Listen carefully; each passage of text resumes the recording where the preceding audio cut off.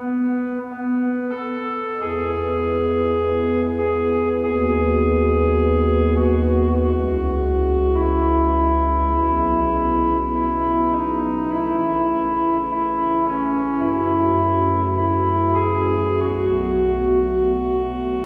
함께 볼 말씀은 구약 183쪽,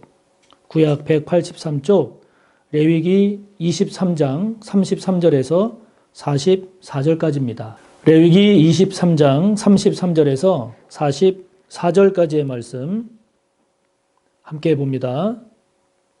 여호와께서 모세에게 말씀하여 이르시되 이스라엘 자손에게 말하여 이르라. 일곱째 달 15째 날은 초막절이니 여호와를 위하여 이레 동안 지킬 것이라. 첫날에는 성회로 모일지니 너희는 아무 노동도 하지 말지며 이레 동안에 너희는 여호와께 화제를 드릴 것이요 여덟째 날에도 너희는 성회로 모여서 여호와께 화제를 드릴지니 이는 거룩한 대회라. 너희는 어떤 노동도 하지 말지니라. 이것들은 여호와의 절기라.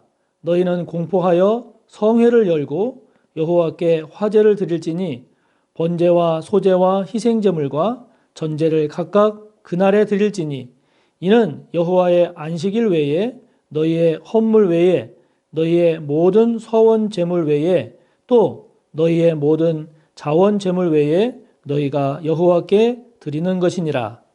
너희가 토지 소산 거두기를 마치거든 일곱째 달 15째 날부터 이레 동안 여호와의 절기를 지키되 첫날에도 안식하고 여덟째 날에도 안식할 것이요 첫날에는 너희가 아름다운 나무 실과와 종려나무 가지와 무성한 나무 가지와 신의 버들을 취하여 너희의 하나님 여호와 앞에서 이레 동안 즐거워할 것이라. 너희는 매년 이레 동안 여호와께 이 절기를 지킬지니 너희 대대의 영원한 규례라. 너희는 일곱째 달에 이를 지킬지니라.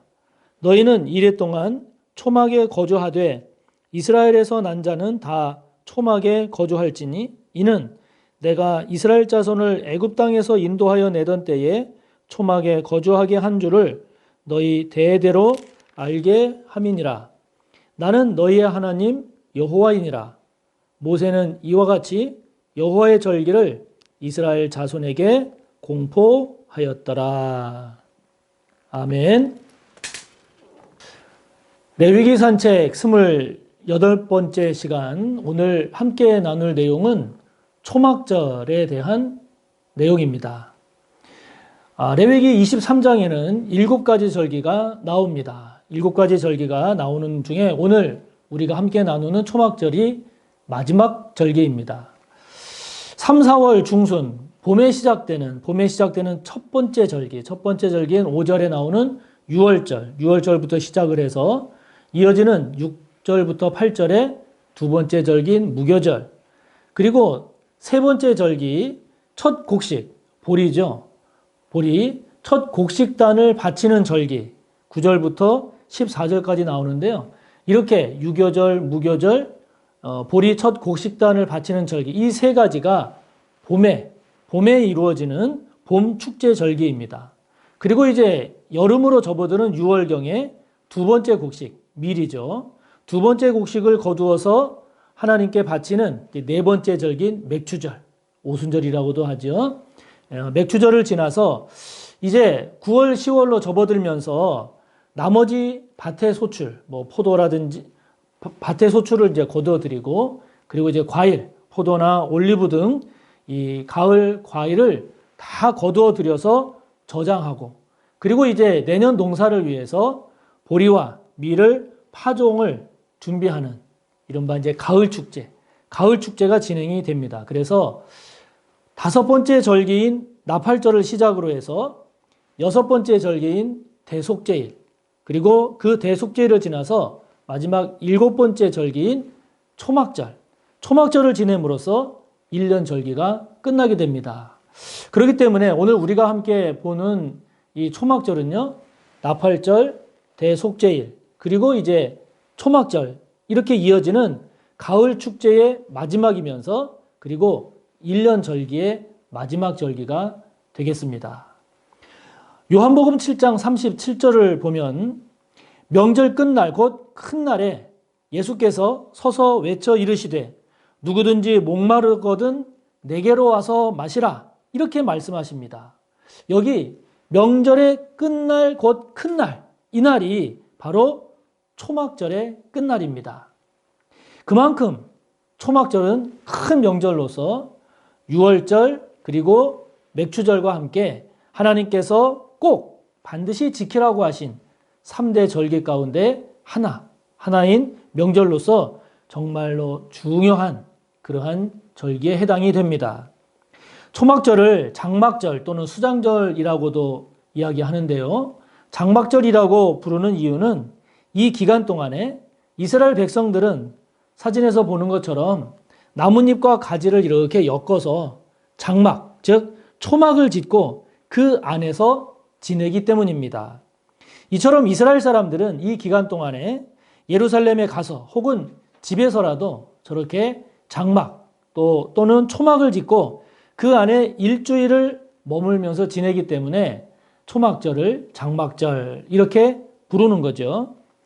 또 수장절이라고 그렇게 부르는 이유는 우리의 추석처럼 이제 가을에 그 농사한 것들을 다 이렇게 모으죠. 가을에는 특히 밭의 소출을 포함해서 포도와 올리브와 같은 과일들을 다 거두어 드립니다. 그래서 거둘 숫자를 쓰는 거죠. 거두어 들여서 저장합니다. 그래서 저장할 때에 장자를 써서 수장절, 초막절을 수장절이라고 부르는 거죠. 이것이 추수감사절의 성경적 근거가 됐습니다. 자, 그러면 이 초막절 때 자그마치 초막을 짓고 7일이라는 일주일이라고 하는 긴 이 기간 동안 이 초막, 장막 안에서 지내야 되는데 왜 이렇게 한 것일까요?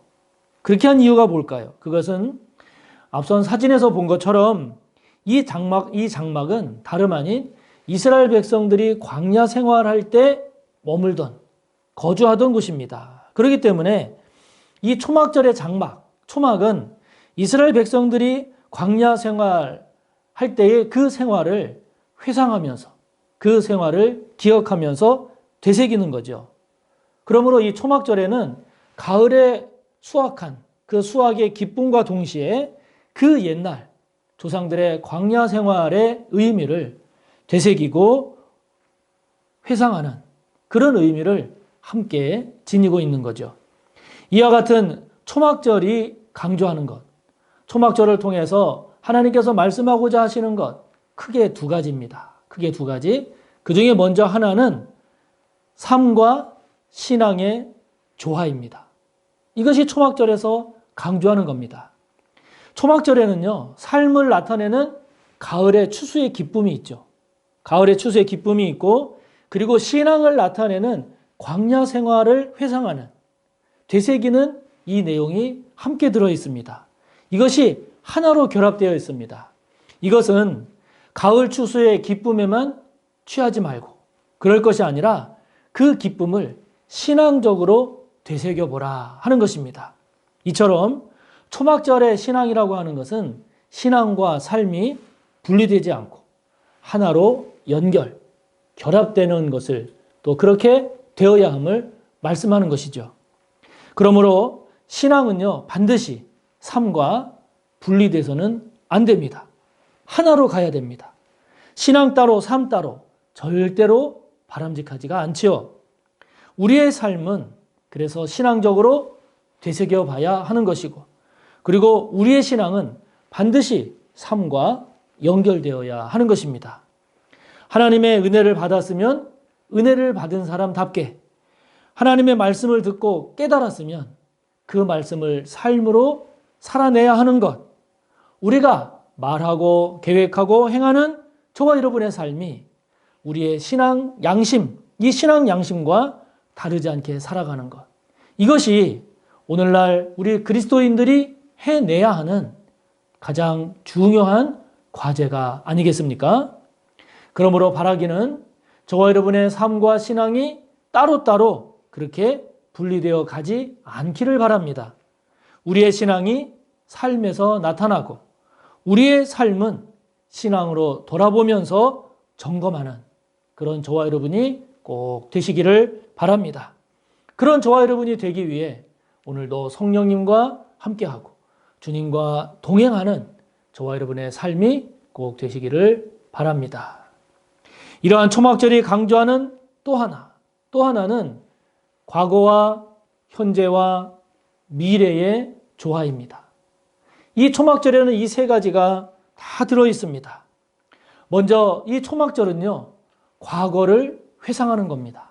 과거를 회상하는 겁니다. 자, 42절, 43절을 다시 한번 보시기 바랍니다. 이렇게 말씀합니다.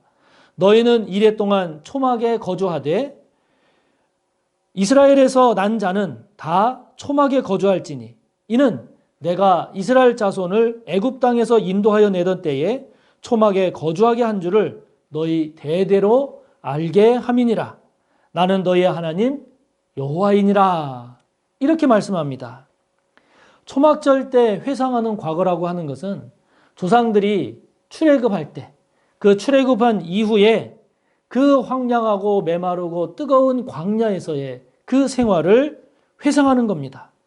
그 황량하고 뜨거운 태양 아래에서, 그 광야에서 풀과 나무로 엮어서 만든 초막, 그 장막에서 살았던 때를 회상하는 거죠. 얼마나 힘들었을까? 얼마나 괴롭고 고통스러웠을까?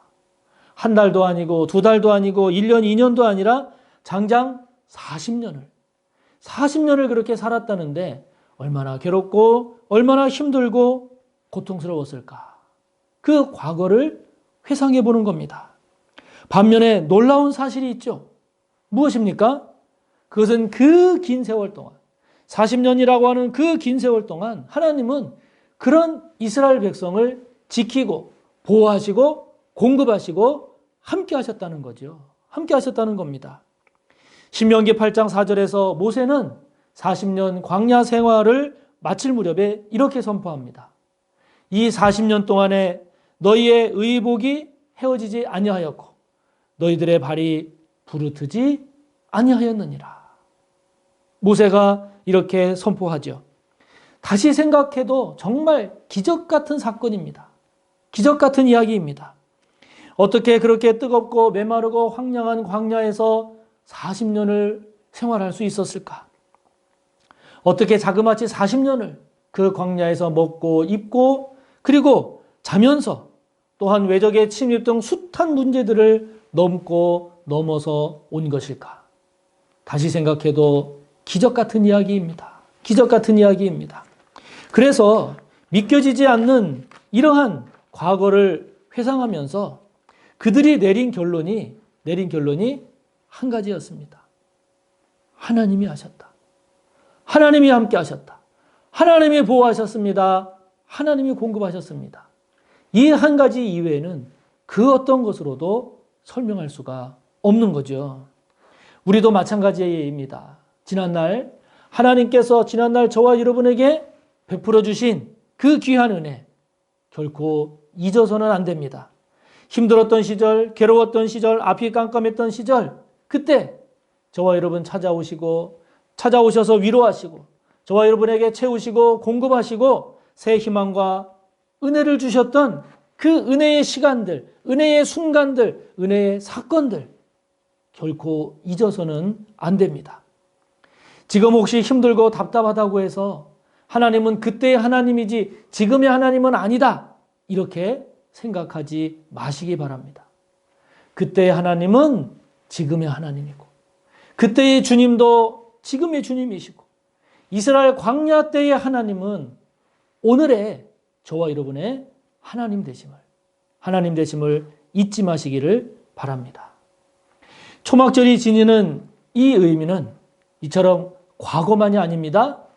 현재에도 이 초막절의 의미가 큽니다. 자, 여러분 39절을 보시기 바랍니다. 이렇게 말씀합니다. 너희가 토지 소산 거두기를 마치거든 일곱째 달 15째 날부터 이레 동안 여호와의 절기를 지키되 첫날에도 안식하고 여덟째 날에도 안식할 것이요. 이렇게 말씀합니다.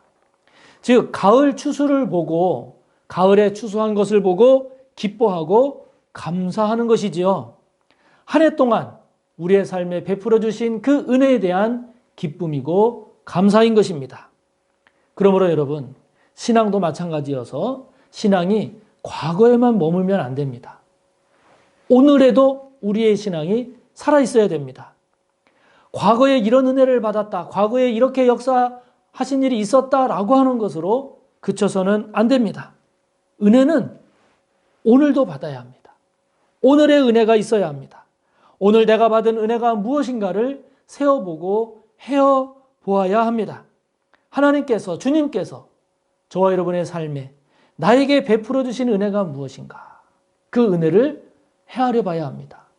그 은혜를 헤아려 볼 때 저와 여러분의 삶 가운데는 기쁨과 감사가 솟아날 것입니다.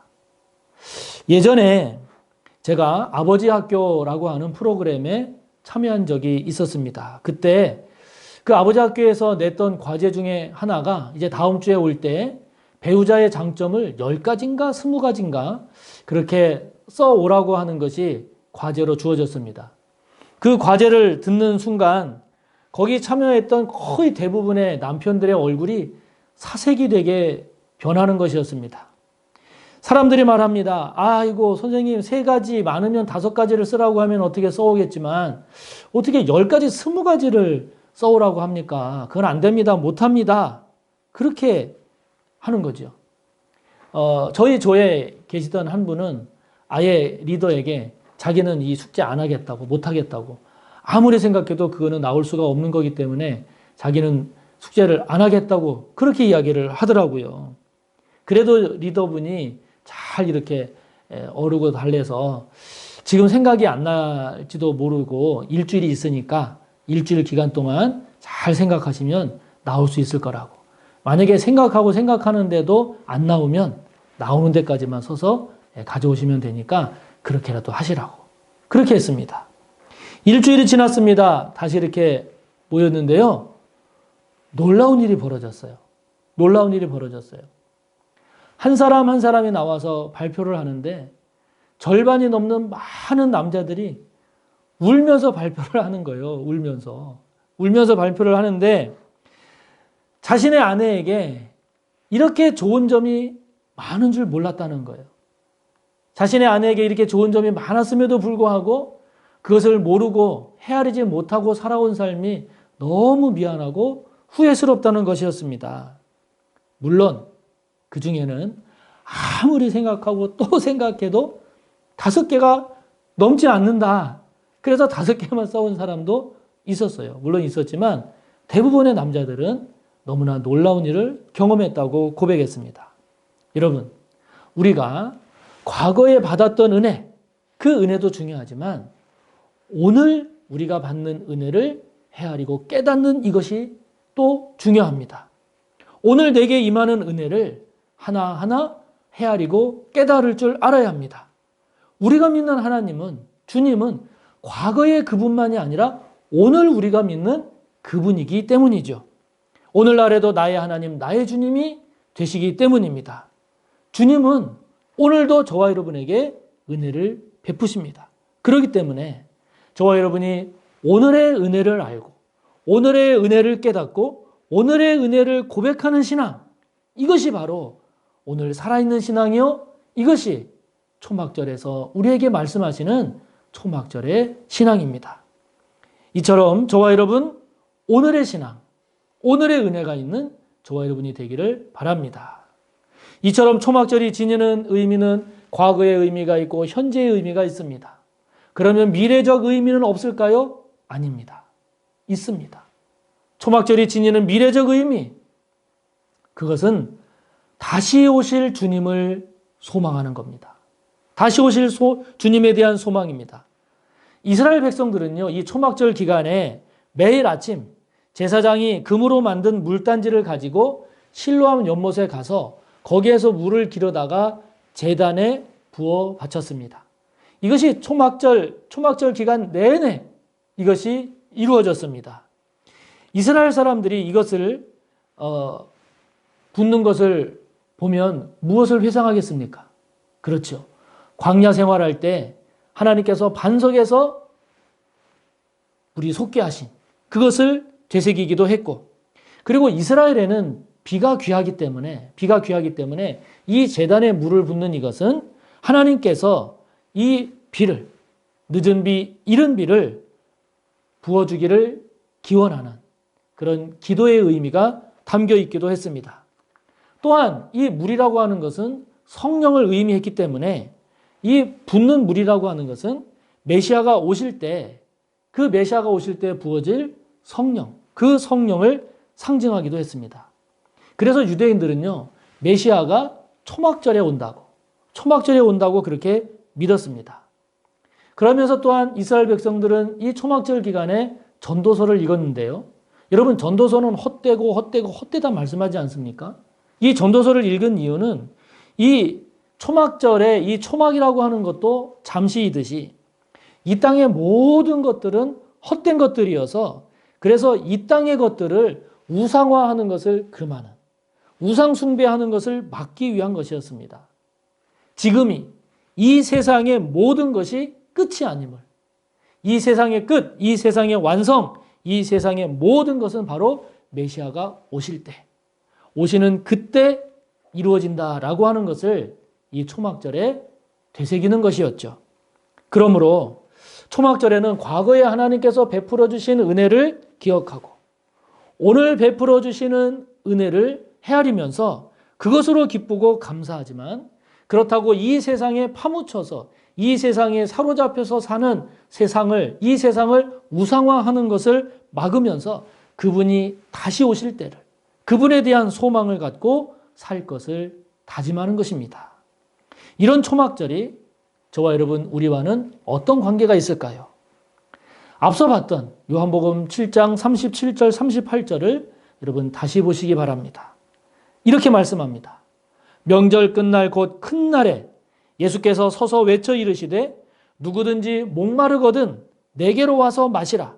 나를 믿는 자는 성경의 이름과 같이 그 배에서 생수의 강이 흘러 나오리라.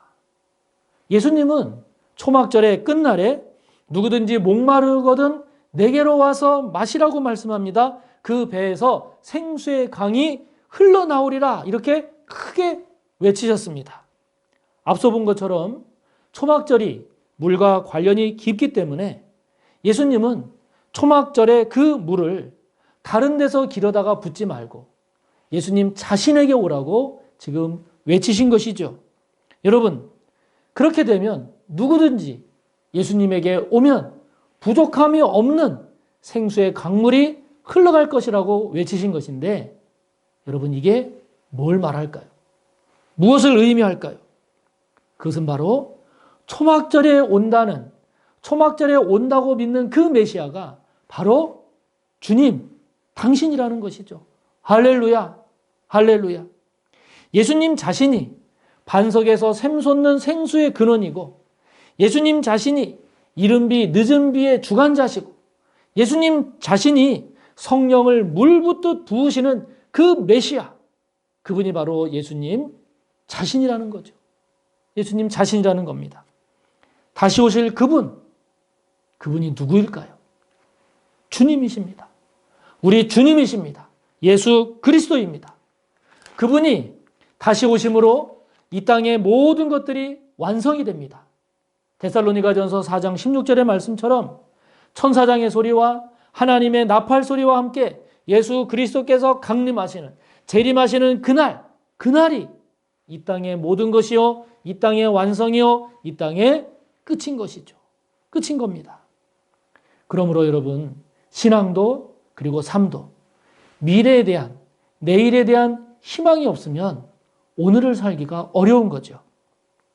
그러나 오늘 우리의 몸이 아파도 내일 더 나아질 수 있고 미래에 낫는다라고 하는 그런 소망이 있으면 오늘을 살아낼 수 있는 거죠. 오늘 가난하고 힘들어도 내일 부유해지고 좋아진다라고 하는 희망이 있으면 가난하고 어려운 오늘을 잘 살아낼 수 있지 않겠습니까? 저와 여러분이 여러 가지로 미흡하고 부족하다 할지라도 미래에 더 성숙해지고 더 나아질 수 있다라고 하는 그런 희망, 그런 소망이 있으면 오늘의 부족함을 우리가 인정하고 오늘의 부족함을 이해하면서 앞으로 나아갈 수 있는 거죠. 나아갈 수 있는 거죠. 직장인들이 오늘 힘들어도 일을 합니다. 왜 그렇습니까? 그날이 있잖아요. 월급날이 있기 때문이죠. 우리가 세상적으로 부족한 것이 없고 모든 것이 풍성하고 넉넉해도 우리가 그것에 만족하지 않고 더욱 근신하면서 깨어있는 신앙생활을 한다라고 하는 것은 그 이유가 무엇입니까? 그날이 있기 때문이죠. 반대로 오늘을 사는 저와 여러분이 많이 부족하고 괴로운 일도 있고 어려운 일도 있고 고통스러운 문제도 있음에도 불구하고 우리가 오늘을 감사하면서 소망 가운데 살 수 있다라고 하면 그 이유가 무엇인가요? 그날이 있기 때문이죠. 그날 주님을 만나는 그날이 우리에게 있기 때문입니다. 그러므로 여러분, 우리의 신앙, 우리의 삶은 오늘 지금의 상태가 결정하지 않습니다. 우리의 삶, 우리의 신앙은 그날 결정되는 것입니다. 그날이 우리를 결정합니다. 그러므로 저와 여러분, 그날을 믿읍시다. 그날을 바라봅시다. 그날을 향해 나아갑시다. 그날이 옴을 고백하면서 그날에 그분 만날 것을 소망하면서 오늘 저와 여러분에게 주어진 삶을 잘 살아냅시다.